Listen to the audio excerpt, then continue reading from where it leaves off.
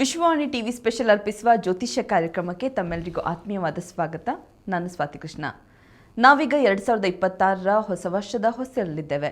ಈ ವರ್ಷ ಒಂದಿಷ್ಟು ಪ್ರಭಾವಿ ರಾಜಕಾರಣಿಗಳ ರಾಜಕೀಯ ಜೀವನ ಹೇಗಿರಲಿದೆ, ಅವರ ಆರೋಗ್ಯ ಹೇಗಿರಲಿದೆ, ಅವರಿಗೆ ಕಂಟಕ ಉಂಟಾಗಲಿಕ್ಕಿದೆಯಾ ಅಥವಾ ಏನೆಲ್ಲ ರಾಜಕೀಯ ಒಳಿತು ಉಂಟಾಗಬಹುದು ಅನ್ನೋದನ್ನ ಇಂದಿನ ಸಂಚಿಕೆಯಲ್ಲಿ ತಿಳ್ಕೊಳ್ಳೋಣ.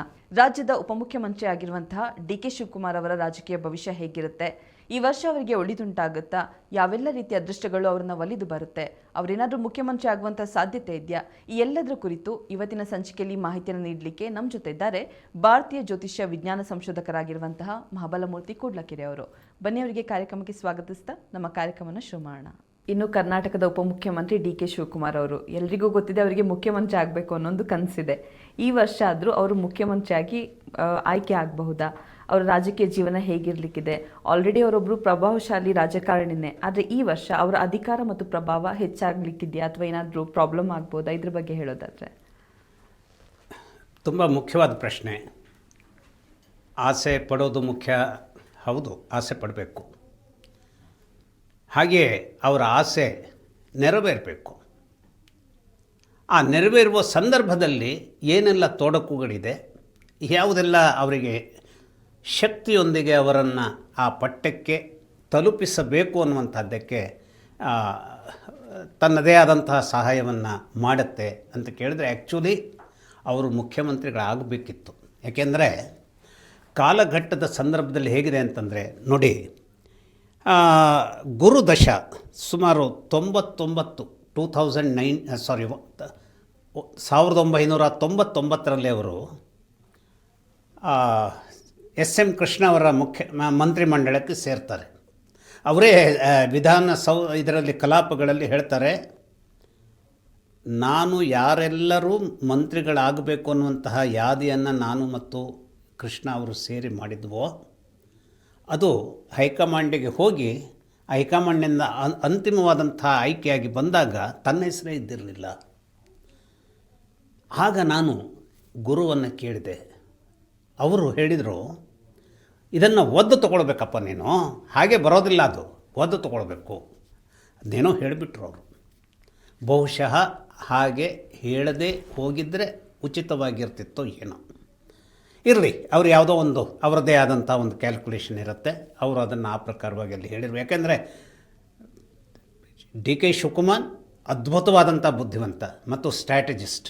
ಅವರು ಮಾಡುವಂಥ ಸ್ಟ್ರಾಟಜಿ ಏನಿದೆ, ಅವರ ಜಾತಕದಲ್ಲಿ ಒಂದು ಧರ್ಮಕರ್ಮಾಧಿಪ ಯೋಗ ಅಂತ ಗುರು ಮತ್ತು ಶನೈಶ್ಚರರು ಸೇರಿ ನಿರ್ಮಾಣ ಮಾಡಿದಂಥ ಅದ್ಭುತವಾದ ಯೋಗ ಅದು.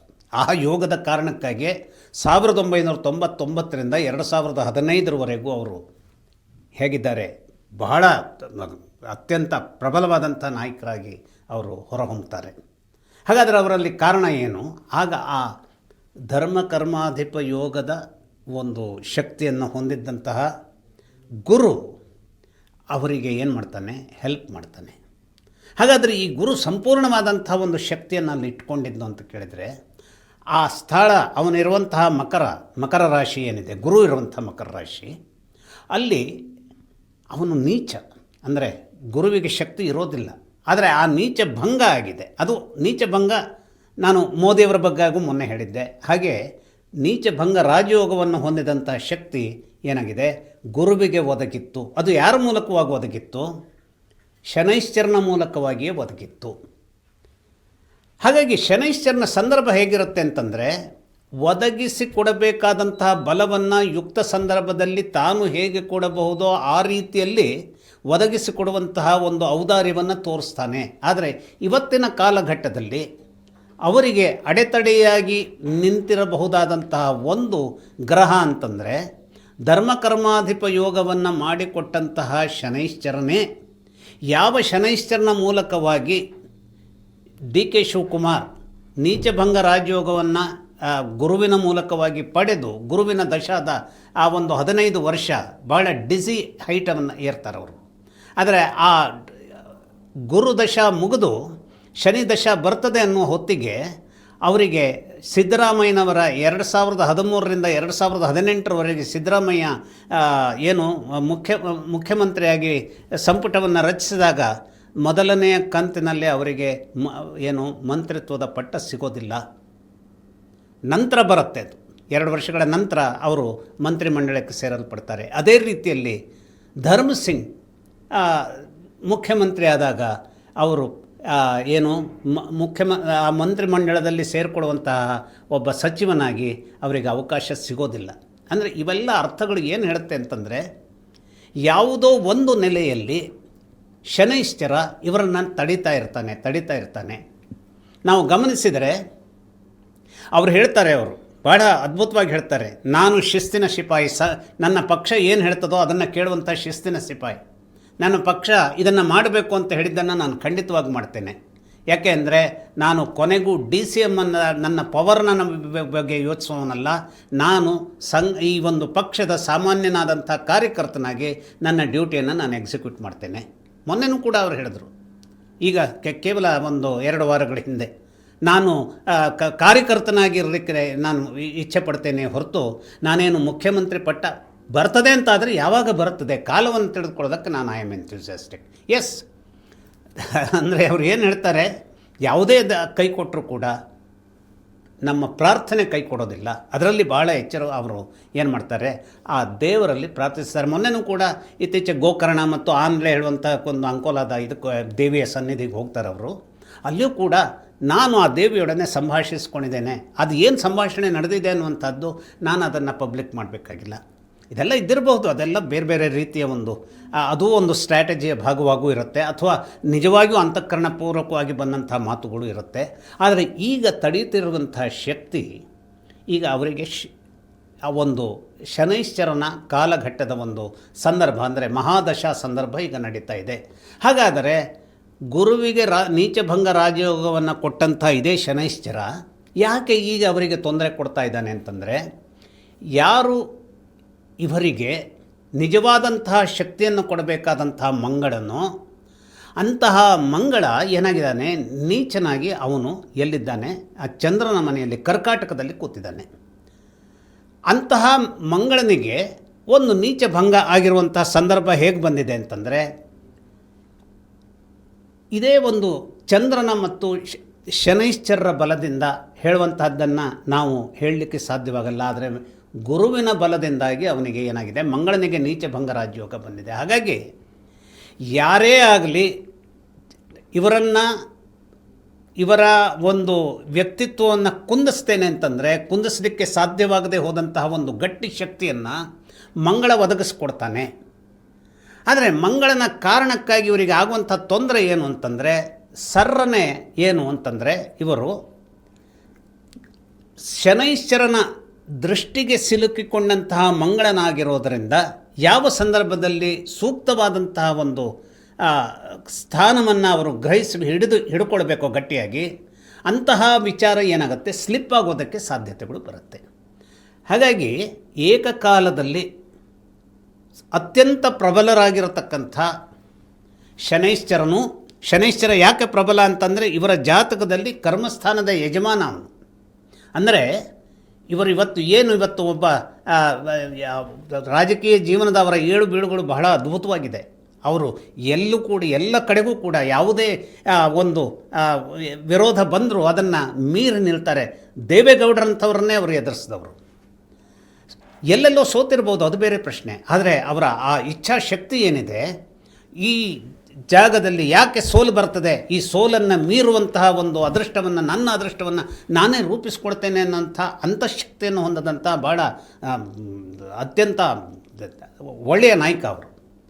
ಆದರೆ ನಾಯಕ ಒಳ್ಳೆಯದಾಗಿರಬಹುದು, ಆದರೆ ರವಿಯೋ ಅಥವಾ ಶನಿಯೋ ಅಥವಾ ರವಿಯೋ ಅಥವಾ ಚಂದ್ರನೋ ಅಥವಾ ರವಿಯೋ ಅಥವಾ ಶುಕ್ರನೋ, ಹಾಗೆಯೇ ಶನೈಶ್ಚರನೋ ಮತ್ತು ಮಂಗಳನೋ, ಕುಜನೋ ಅಥವಾ ಶುಕ್ರನೋ, ಇಂತಹ ಕೆಲವು ಈ ನಿಷಿದ್ಧ ಯೋಗದ ಕೆಲವು ವಿಚಾರಗಳು ಒಗ್ಗೂಡಿದಾಗ ಹಾಗಾದರೆ ನಿಷಿದ್ಧ ಯೋಗ ಇವರಿಗೆ ಒಗ್ಗೂಡಿದ್ದು ಅಂದರೆ ಎಲ್ಲಿ?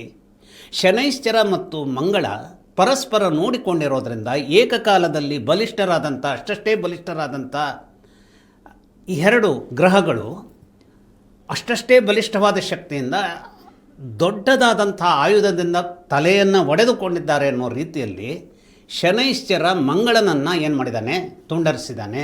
ಮಂಗಳ ದೃಷ್ಟಿಯ ಮೂಲಕವಾಗಿ ಶನೈಶ್ಚರನನ್ನು ತುಂಡರಿಸಿದ್ದಾನೆ. ಹಾಗಾಗಿ ಮಂಗಳ ಮತ್ತು ಶನೈಶ್ಚರರ ನಡುವಿನ ಈ ದೃಷ್ಟಿ ಯುದ್ಧ ಏನಿದೆ ಅದು ಇವರು ಕ್ಲಪ್ತ ಕಾಲದಲ್ಲಿ ಹಿಡಿಯಬೇಕಾದಂಥ ಅಧಿಕಾರದ ಸಂದರ್ಭ. ಈಗಲೂ ಕೂಡ ಅವರೇನು ಏನು ಸಾಮಾನ್ಯ ವ್ಯಕ್ತಿ ಅಲ್ಲ. ಅವರು ಇಡೀ ದೇಶದಾದ್ಯಂತ ಅವರು ಮಾತನಾಡಿದರೆ ಇಡೀ ದೇಶ ಅದನ್ನು ಕೇಳಿಸ್ಕೊಳ್ಳುವಂಥ ರೀತಿಯಲ್ಲಿ ಅವರ ಮಾತುಗಳು ಇರ್ತವೆ. ಮತ್ತು ಅಷ್ಟೇ ಅಲ್ಲ, ನಮ್ಮ ಮಾಧ್ಯಮ ಮಿತ್ರರು ಅವರ ಮಾತುಗಳಿಗಾಗಿ ಕಾಯ್ತಾ ಇರ್ತಾರೆ. ಅವ್ರು ಏನು ಹೇಳ್ತಾರೆ ಅನ್ನೋದನ್ನು ತಿಳ್ಕೊಳ್ಳೋದಕ್ಕೆ ಪ್ರಯತ್ನ ಮಾಡುತ್ತೆ. ಮತ್ತು ಅವರ ಮೂಲಕವಾಗಿ ಕಾಂಗ್ರೆಸ್ಸಿಗೆ ಯಾವುದೋ ಒಂದು ರೀತಿಯ ಒಂದು ಹಿರಿಮೆಯ ಶಕ್ತಿ ಕೂಡ ಸಿಗುತ್ತೆ ಅನ್ನುವಂಥದ್ದು ಹೈಕಮಾಂಡ್ ಕೂಡ ತನ್ನ ತಿಳುವಳಿಕೆಗೆ ತೆಗೆದುಕೊಂಡಂಥದ್ದು. ಆದರೂ ಕೂಡ ಅವರು ಯಾಕೆ ಹಾಗಾದರೆ ಕರ್ನಾಟಕದ ಮುಖ್ಯಮಂತ್ರಿತ್ವದ ಪಟ್ಟವನ್ನು ಸ್ವೀಕರಿಸುವಲ್ಲಿ ವಿಫಲರಾಗ್ತಾ ಇದ್ದಾರೆ ಅಂತಂದರೆ, ಮಂಗಳನ ಘಾತಕ್ಕೆ ಒಳಗಾದಂತಹ ಶನೈಶ್ಚರನ ಘಾತಕ್ಕೆ ಒಳಗಾದಂಥ ಮಂಗಳ. ಹಾಗಾದರೆ ಮಂಗಳ ಯಾಕೆ ಘಾತಕ್ಕೆ ಒಳಗಾಗಿದ್ದಾನೆ? ಮಂಗಳ ಇವರಿಗೆ ಯಾರು ಅಂತಂದರೆ ವ್ಯಕ್ತಿತ್ವವನ್ನು ರೂಪಿಸಿಕೊಡ್ಬೇಕಾದಂಥ ಒಂದು ಗಂಭೀರವಾದಂಥ ಒಂದು ಶಕ್ತಿವಂತ ಗ್ರಹ. ಅದು ನೀಚತ್ವವನ್ನು ಪಡೆದಿದ್ದರೂ ಕೂಡ ನೀಚಭಂಗ ರಾಜಯೋಗವನ್ನು ಪಡೆದಂತಹ ಒಂದು ಸ್ಥಿತಿಯಲ್ಲಿಯೂ ಇದೆ. ಹಾಗಾದರೆ ಆ ಮಂಗಳ ಯಾರಿಂದ ವೀಕ್ ಆಗಿದ್ದಾನೆ ಅಂತಂದರೆ ಶನೈಶ್ಚರನಿಂದ ವೀಕ್ ಆಗಿದ್ದಾನೆ. ಶನೈಶ್ಚರ ಮಂಗಳನಿಂದ ವೀಕ್ ಆಗಿದ್ದಾನೆ. ಹಾಗಾಗಿ ಈ ನಿಷಿದ್ಧ ಯೋಗದಲ್ಲಿ ಒಂದು ಶನೈಶ್ಚರ ಮತ್ತು ಮಂಗಳರ ನಡುವಿನ ಅಂತರ್ಕಲಹ ಏನಿದೆ, ಇವರು ತಲುಪಬೇಕಾದಂತಹ ಮುಖ್ಯಮಂತ್ರಿ ಪಟ್ಟವು ಹಾಗೂ ಇವರ ನಡುವೆ ಒಂದು ಕಂದಕವಾಗಿ ಇದು ಉಳಿದುಕೊಂಡಿದೆ. ಇನ್ನೊಂದು ಇಲ್ಲಿ ನಿಷಿದ್ಧ ಯೋಗದಲ್ಲಿ ಇರುವಂಥದ್ದು ಏನು ಅಂತಂದರೆ, ಚಂದ್ರನ ಜೊತೆಗೆಯೇ ವೃಷಭದಲ್ಲಿ ಸೂರ್ಯ ಇರುವಂಥದ್ದು. ಯಾವಾಗಲೂ ಸೂರ್ಯ ಒಂದು ಗ್ರಹದ ಜೊತೆಗೆ ಇದ್ದ ತಕ್ಷಣ ಕೆಲವು ಅಪಾಯಗಳು ಎದುರಾಗ್ತವೆ. ಅದು ಏನು ಅಪಾಯ ಅಂತಂದರೆ, ಆ ಗ್ರಹದ ಶಕ್ತಿಯನ್ನು ಕಾಂತಿಯ ವಿಚಾರದ ಒಂದು ಆವರಣದಲ್ಲಿ ನೋಡಿದಾಗ ಸೂರ್ಯ ಏನು ಮಾಡ್ತಾನೆ, ಅದನ್ನು ಮಂಕಗೊಳಿಸ್ತಾನೆ. ನೋಡಿ, ಈಗ ಇಲ್ಲಿರುವಂಥ ಲೈಟ್ ಯಾಕೆ ನಮಗಿದು ಬಹಳ ಅದ್ಭುತವಾಗಿ ಲೈಟ್ಗಳು ನಮ್ಮ ಒಂದು ಲಕ್ಷ್ಯವನ್ನು ಸೆಳೀತಾ ಇದೆ ಅಂತಂದರೆ, ಇಲ್ಲಿ ಸೂರ್ಯನ ಒಂದು ಕಿರಣಗಳಿಲ್ಲ. ಈಗ ಈ ದಟ್ಟ ಹಗಲಿನಲ್ಲಿ ಸೂರ್ಯನ ಕಿರಣ ಏನಾದರೂ ಇತ್ತು ಅಂದರೆ ಈ ಎಲ್ಲ ಲೈಟುಗಳು ಕೂಡ ಯಾವ ಶಕ್ತಿಯನ್ನೂ ಪಡಿತಾ ಇರಲಿಲ್ಲ, ಮಂಕಾಗಿ ಕಾಣ್ತಾ ಇದ್ದವು. ಹಾಗಾಗಿ ಇವರ ಈ ಚಂದ್ರ ಯಾರು, ಇವರಿಗೆ ಭಾಗ್ಯವನ್ನು ಒದಗಿಸಿಕೊಡಬೇಕಾದಂಥ ಈ ಒಂದು ಗುರು ಇದ್ದರೂ ಕೂಡ, ಗುರು ಚಂದ್ರನ ಸ್ಥಾನವಾದಂತಹ ಒಂದು ಕರ್ಕಾಟಕವನ್ನು ನೋಡ್ತಾ ಇದ್ದರೂ ಕೂಡ ಈ ಒಂದು ಸುಖ ಸ್ಥಾನಕ್ಕೆ ಯಜಮಾನನಾದಂತಹ ಚಂದ್ರ ಸೂರ್ಯನ ಉರಿಯಲ್ಲಿ ಬೇಯ್ತಾ ಇರುವಂತಹ ದಗ್ಧ ಸ್ಥಿತಿ ಇರೋದರಿಂದ ಆ ಒಂದು ಚಂದ್ರನ ಸ್ಥಿತಿಗತಿಗಳು ಕೂಡ ಕೆಲವು ಮಟ್ಟಿಗಿನ ಹಿನ್ನಡೆಗೆ ಇವರಿಗೆ ಈಗ ಸದ್ಯಕ್ಕೆ ಅದು ಕಾರಣವಾಗಿ ನಿಂತಿದೆ. ಹಾಗಾದರೆ ಈ ಕಾರಣ ಹೇಳುವಂಥದ್ದು ಏನು? ವಿಶೇಷವಾಗಿ ಈ ಕಾರಣಗಳು ಒದಗಿ ಬರುವಂಥದ್ದು ನಾವೀಗ ಮೇಲ್ನೋಟಕ್ಕೆ ಹೇಳುವಂಥದ್ದಕ್ಕೆ ಅದೇ ಇವತ್ತಿನ ಕಾಲಘಟ್ಟದಲ್ಲಿ ಅವರ ಎದುರಾಗಿ ನಿಂತವರು ಯಾರು ಅಂತಂದರೆ ಅದು ಸಿದ್ದರಾಮಯ್ಯ. ಒಂದೊಮ್ಮೆ ಸಿದ್ದರಾಮಯ್ಯ ಅಲ್ಲದೆ ಮತ್ತು ಯಾವುದೇ ವ್ಯಕ್ತಿ ಇದ್ದಿದ್ದರೂ ಕೂಡ ಇವರು ಚಿಟಿಕೆ ಹೊಡೆಯುವಷ್ಟರಲ್ಲಿ ಅವರನ್ನು ದೂರ ಸರಿಸುವಷ್ಟು ಶಕ್ತಿಯನ್ನೇ ಇವರು ಪಡೆದಿದ್ದರು. ಅಂದರೆ ಅದು ನಾನು ಹೇಳೋದು ದೂರ ಸರಿಸುವಷ್ಟು ಅಂತಂದರೆ ನಾಟ್ ಒಂದು ಕೆಟ್ಟ ಇದರಲ್ಲಿ ನಾನು ಹೇಳ್ತಾ ಇಲ್ಲ, ಆದರೆ ಆ ಒಂದು ಚಾಣಾಕ್ಷತೆ ಇವರಿಗಿರ್ತಾ ಇತ್ತು. ಆದರೆ ಕಾಲದ ಘಟ್ಟದಲ್ಲಿ ಆ ರವಿ ಮತ್ತು ಚಂದ್ರ ಒಂದೇ ಮನೆಯಲ್ಲಿದ್ದಂತಹ ನಿಷಿದ್ಧ ಸ್ಥಿತಿ, ಹಾಗೆಯೇ ಮಂಗಳ ಮತ್ತು ಶನೈಶ್ಚರರ ಆ ಒಂದು ನಿಷಿದ್ಧ ಸ್ಥಿತಿಯ ದೃಷ್ಟಿಯುದ್ಧ ಇವರನ್ನು ಏನು ಮಾಡ್ತಾ ಇದೆ ಅಂತಂದರೆ, ಬಯಸಿದಂತಹ ಮುಖ್ಯಮಂತ್ರಿತ್ವದ ಪಟ್ಟಕ್ಕೆ ಬಂದು ಕೂರುವಲ್ಲಿ ಕೆಲವು ಗೋಡೆಗಳನ್ನು ಎಬ್ಬಿಸ್ತಾ ಇದೆ. ಹಾಗಾದರೆ ಇವರು ಕೂತ್ಕೊಳ್ತಾರ ಇಲ್ಲಿ ಕೇಳಿದರೆ, ಈ ಮಟ್ಟಿಗಿನ ಸಂದರ್ಭದಲ್ಲಿ ಕೂತ್ಕೊಳ್ಳೋದಿಲ್ಲ ಅಂತ ಹೇಳುವಂಥದ್ದನ್ನು ನಾನು ಹೇಳೋದಿಲ್ಲ. ಆದರೆ ಕೂತ ನಂತರದ ಒಂದು ಬಿರುಗಾಡಿ ಇರುತ್ತೆ. ಆ ಬಿರುಗಾಡಿಯನ್ನು ಎಷ್ಟರ ಮಟ್ಟಿಗೆ ಇವರು ಎದುರಿಸಬಲ್ಲರು ಅನ್ನುವಂಥದ್ದು ಇವರ ಚಾಲೆಂಜ್ ಆಗಿ ನಿಲ್ಲುತ್ತೆ. ಆ ಒಂದು ಬಿರುಗಾಡಿ ಏಳುವಂಥದ್ದು ಯಾಕೆ ಏಳುತ್ತೆ? ಇವೆಲ್ಲ ಬಹಳ ಸೂಕ್ಷ್ಮದ ಒಳವಲಯದ ಸುಳಿಗಳು. ಆ ಒಳವಲಯದ ಸುಳಿಗಳು ಹೇಗೆ ಬರ್ತವೆ ಅಂತಂದರೆ ಅದನ್ನು ವಿವರಿಸ್ತಾ ಹೋದರೆ ಬಹಳಷ್ಟು ಜನರ ಜಾತಕಗಳನ್ನು ನಾನಿಲ್ಲಿ ಹೇಳಬೇಕಾಗುತ್ತೆ.